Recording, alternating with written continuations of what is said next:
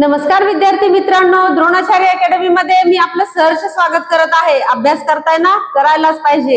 आज आपण मराठी व्याकरणातील संधीचे प्रकार पाहणार आहोत। तर संधीचे प्रकार पडतात 3। तर त्याच्यामधला आपण पहिला प्रकार जो आहे स्वरसंधी हे पाहणार आहोत। मग स्वरसंधी म्हणजे काय? तर जेव्हा एका पाठोपाठ येणारे दोन स्वर एकत्र येतात तेव्हा त्या संधीला काय म्हणतात? तर स्वरसंधी असे म्हणतात। बघा, दोन स्वर एका पाठोपाठ एकत्र येतात म्हणून त्या संधीला स्वरसंधी म्हणतात।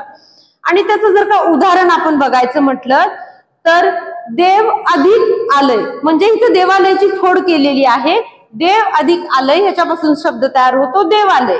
तसंच दुसरं उदाहरण आहे सूर्य अधिक अस्त, म्हणजे सूर्यास्त या शब्दाची जर का फोड केली आपण तर ती अशा प्रकारे होऊ शकते सूर्य अधिक अस्त।